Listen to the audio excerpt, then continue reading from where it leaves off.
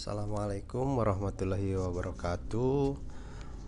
Anak-anakku yang Bapak banggakan, hari ini dalam kesempatan ini Bapak akan menjelaskan materi apa saja sih selama kelas 3 ini yang akan Bapak bahas di dalam pelajaran administrasi sistem jaringan ya. Nah, di depan Bapak ini sekarang ada dari 3.10 ya sampai 3.17 itu adalah materi untuk kelas 12 ya. Yang pertama mengevaluasi control panel ya. Yang kedua mengevaluasi share hosting. Ketiga mengevaluasi virtual private server. Yang keempat mengevaluasi dedicated hosting server. Yang ketiga mengevaluasi VPN server. Yang ke-6 mengevaluasi sistem kontrol dan monitoring. 7 mengevaluasi sistem keamanan jaringan. 8 menganalisa permasalahan sistem administrasi. Nah, itu semua yang akan kita pelajari selama di kelas 12 ya. Nah, untuk kesempatan hari ini Bapak akan menjelaskan tentang mengevaluasi control panel hosting. Nah, dan yang seharusnya kita praktek ya, konfigurasi control panel hosting. Dikarenakan pandemi ini, maka Bapak hanya akan menyampaikan garis besarnya saja dari control panel, share hosting, virtual private, dedicated hosting server, terus VPN server dan seterusnya. Di sini Bapak akan secara garis besar terlebih dahulu, nggak terperinci ya, akan menjelaskan secara garis besarnya terlebih dahulu. Oke, kita masuk ke presentasinya ya. Nah, hosting atau bisa disebut juga web hosting. Apa sih itu hosting atau web hosting ya? Bisa Anda baca semuanya ya. Hosting itu merupakan istilah untuk jasa penyewaan server internet ya, untuk keperluan website dan email ya. Jadi Anda pernah melihat misalkan nesas.sch.id. Nah, itu adalah domain yang nanti akan dihosting. Nah, akan dipasang di internet agar bisa diakses oleh pengunjung website itu ya. Nah, bagaimana kalian bisa melihat web-web itu ya? Makanya kita mendaftarkan web kita kepada jasa hosting tersebut ya, atau penyedia layanan ya, penyedia hosting. Nah, contohnya seperti iCloud ya. Di sini iCloud Host ya, Anda boleh cari dan nanti ketika Anda mendaftar atau mendaftar hosting, maka Anda akan mendapatkan paket ya. Jadi paket hosting, akun hosting ya. Jadi di dalamnya adalah sejumlah ruang disk. Jadi disk yang akan kita gunakan nanti, terus akun email, kita punya akun email ya untuk verifikasi, mungkin akses sel dan nah, maksudnya akses sel itu seperti FTP. FTP itu file transfer protokol ya, dan lain-lain lah. Ada DNS, ada domainnya, nanti dikasih atau kita yang menentukan domainnya ya. Dan dapat mengupload file-file website yang kemudian nanti dapat dilihat oleh pengunjung website. Nah, yang tadi dijelaskan. Nah, dalam hosting ini maka kita harus punya satu server ya. Nah, jadi server itu nanti kita sejumlah ruang disk atau servernya dikasih oleh hosting tersebut ya. Oke, lanjut ya. Ini garis besarnya itu baru hosting ya, belum ke cPanel ya. Nah, kemudian ada yang di istilah share hosting ya. Nah, kalau tadi hosting aja penyedia layanan, kalau ini share hosting ya, adalah layanan hosting, sama penyedia layanan, tapi di mana sebuah akun hosting ditaruh bersama. Jadi kita punya akun ditaruh bersama akun yang lain ya, di dalam satu server atau di dalam satu rumah. Nah, dengan beberapa akun lain dalam satu server ya, dan memakai service bersama-sama. Jadi fasilitasnya bersama-sama digunakan dengan akun yang lain, dengan orang lain ya. Nah, keuntungan share hosting ini adalah harganya yang murah karena kan bisa bersama-sama menyewa hostingnya, istilahnya bayar hostingnya bisa patungan ya. Nah, ini adalah gambaran dengan share hosting. Nah, ini yang merah itu share hosting, diibaratkan rumahnya atau servernya rumah ya. Rumah itu eh, tempat menaungi akun-akun. Nah, ini yang biru disebutnya akun. Nah, share hosting artinya jadi di dalam satu rumah banyak beberapa akun ya, atau banyak beberapa web hosting atau alamat web ya, diibaratkan sebuah rumah. Contohnya gini aja, Google itu satu rumah ya, misalkan Google, foundernya Google.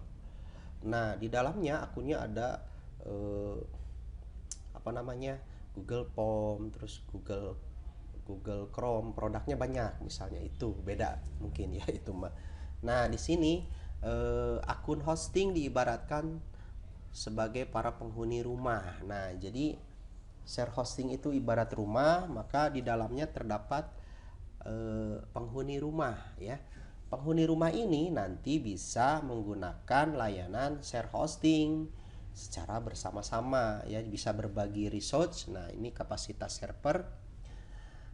Nah, bisa juga. Nah, ini contohnya, dicontohkannya seorang menggunakan kamar mandi terlalu lama maka berpotensi. Nah, jadi ketika Anda menggunakan share hosting, maka ingat bahwa di situ Anda tidak sendiri atau tidak menggunakan layanan itu tidak untuk sendiri tapi untuk orang lain juga. Maka harus jangan terlalu lama menggunakan share hosting ini ya, agar yang lain ikut bisa menggunakan fasilitas share hosting. Nah, kelebihan dan kekurangan dari share hosting adalah biayanya murah, penggunaannya juga mudah ya, administrasi pemeliharaan server mudah, sangat ideal untuk blog maupun website. Terus kontrol panelnya juga mudah, email dan akan masuk pada akun email pengguna ya.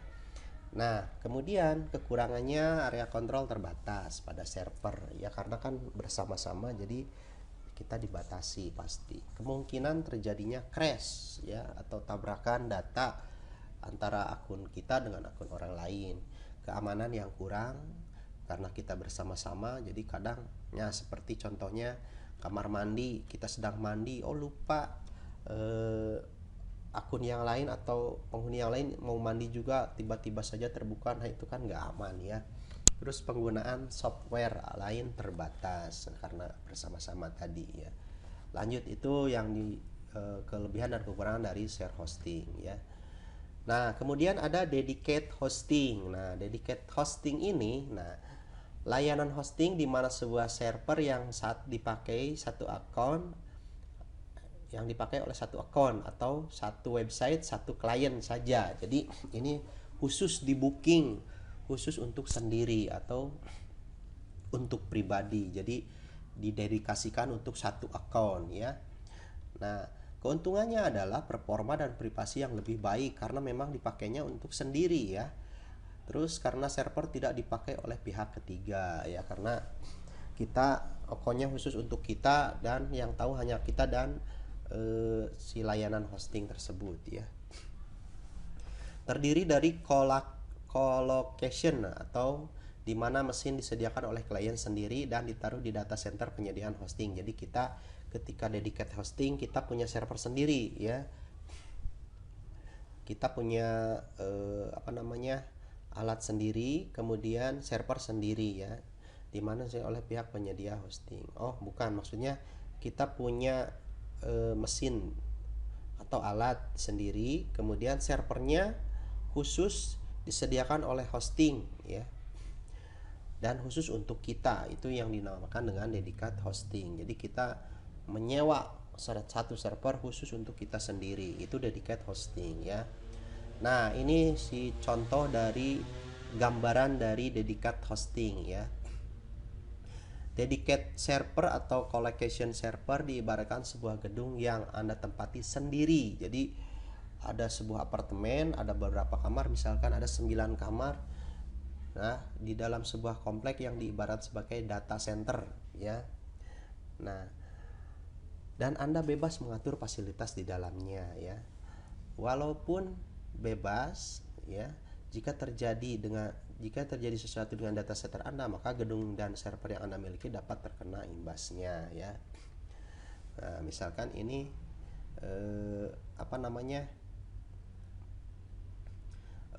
kita punya server sendiri ya. Ketika ada terjadi sesuatu, maka jaringan atau hosting yang kita punya akan terkena imbas ya. Ya misalkan terhack atau terkena banned ya, itu akan terkena oleh akan terkena imbas dari yang terjadi sesuatu itu ya. Nah, itu dedicated collection server, artinya dedicated itu kita mendedikasikan diri sebagai server data center ya, dan kita mempunyai alatnya, mempunyai servernya ya. Lanjut. Nah, kelebihan dan kekurangan dari dedicated hosting. Satu, server fisik yang hanya dipergunakan untuk Anda ya. Satu server, cuman satu ya. Memiliki akses root server ya. Jadi Anda punya khusus akun akses ya. Akses root itu admin ya, admin server. Anda yang menerapkan aturan sendiri. Jadi mau setting seperti apa ini terserah kita ya kalau dedicated server dedicated hosting ya. Kontrol penuh untuk meningkatkan spesifikasi server sendiri ya. Nah, kita yang punya.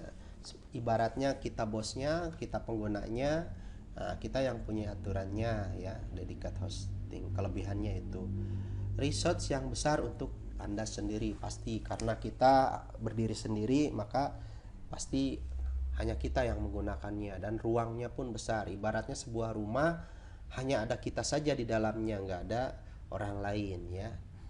Nah, istilahnya jomblo itu ya. Kekurangan. Nah, kekurangan diperlukan pengetahuan dasar tentang server dan sistem operasi. Kalau orang yang nggak ahli, orang yang kurang kompeten di dalam perserveran ya, nah, jangan menggunakan dedicated server karena mungkin akan kesulitan nanti untuk mengontrol ataupun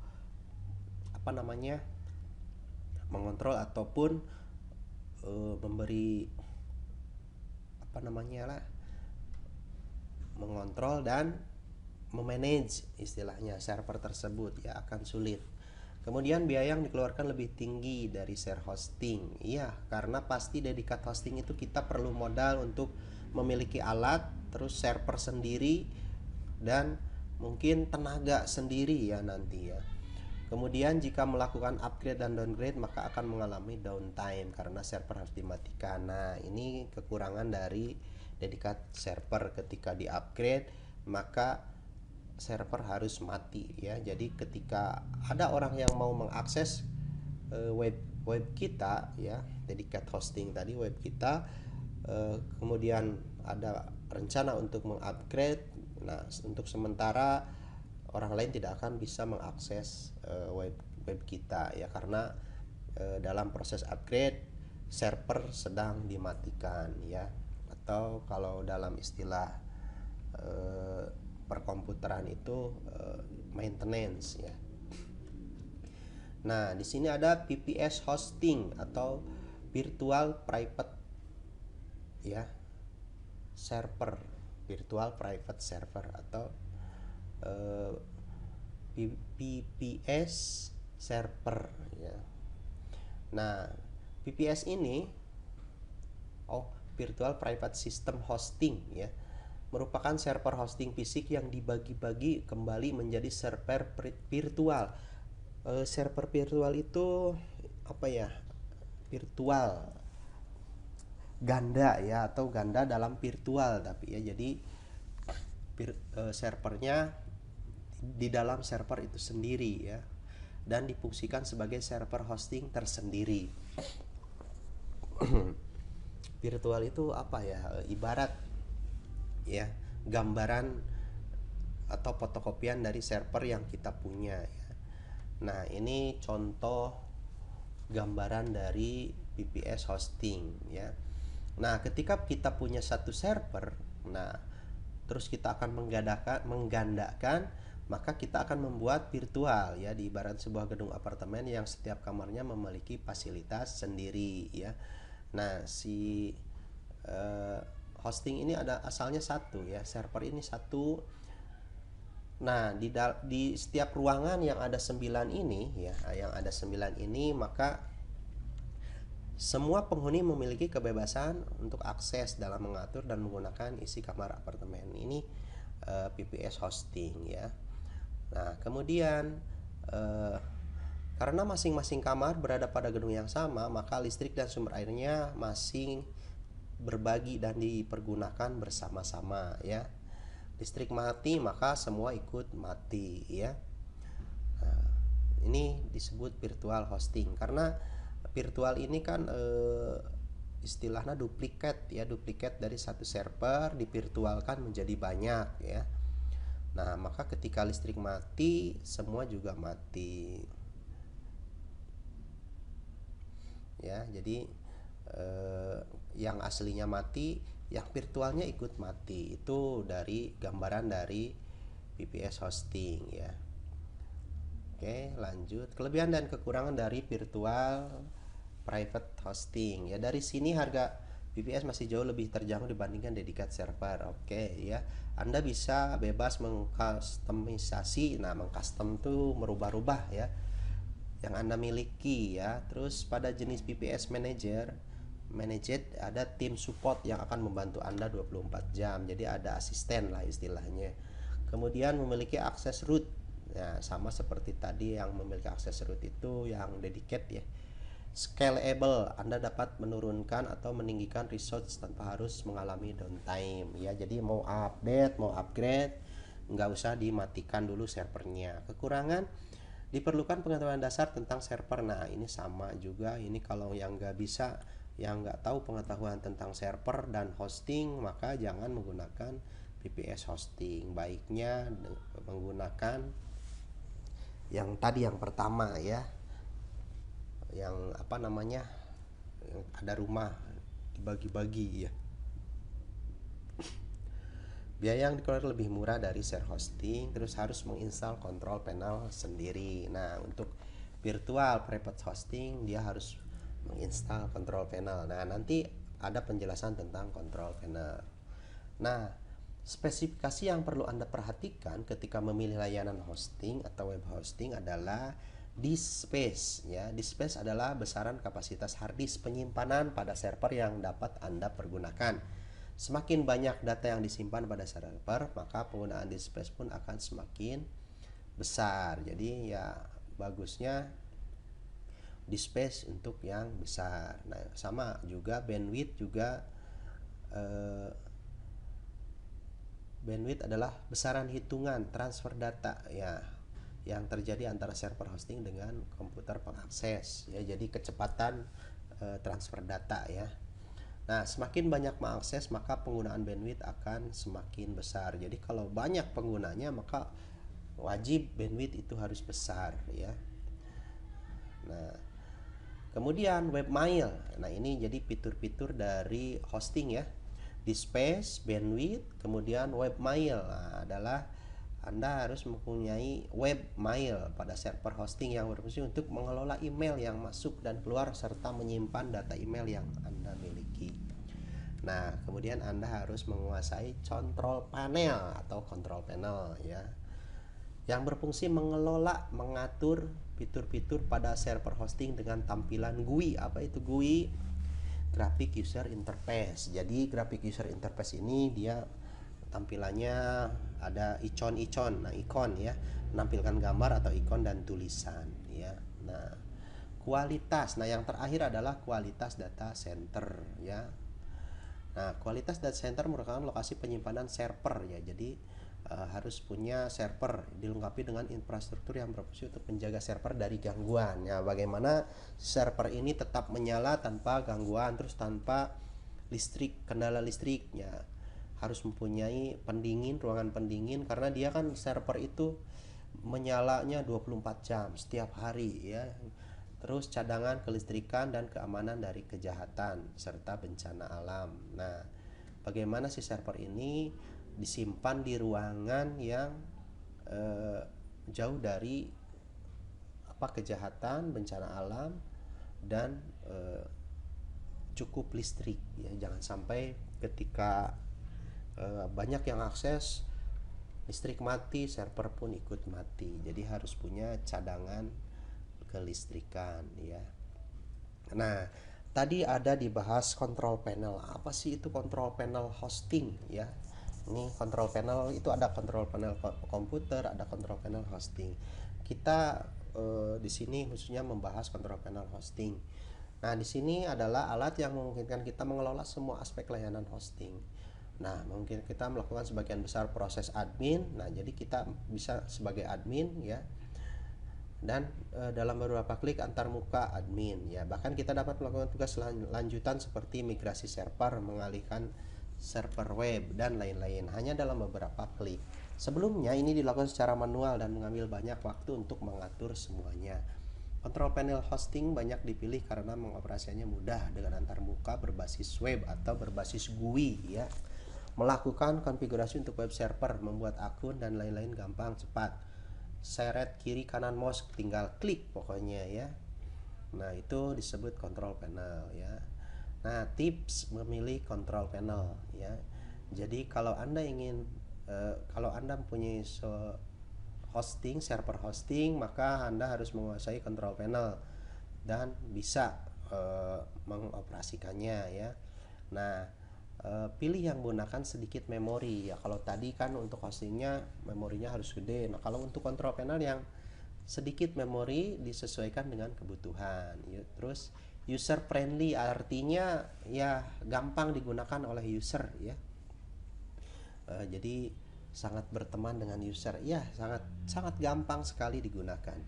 Kemudian fitur backup dan keamanan, dia di control panel itu harus ada fitur backup untuk keamanan ya. Jadi ketika tidak tersave ada backupannya, atau hilang, atau ketika mau di install ulang misalkan, bisa ada backupannya. Dan tentu saja ini yang paling penting, biaya sedikit ya. Nyari yang biayanya murah istilahnya ya. Oke, itu saja penjelasan dari Bapak secara global ya. Kalau nanti rincinya kita ada di pertemuan kedua tentang mengkonfigurasi control panel hosting ya. Terima kasih. Assalamualaikum warahmatullahi wabarakatuh.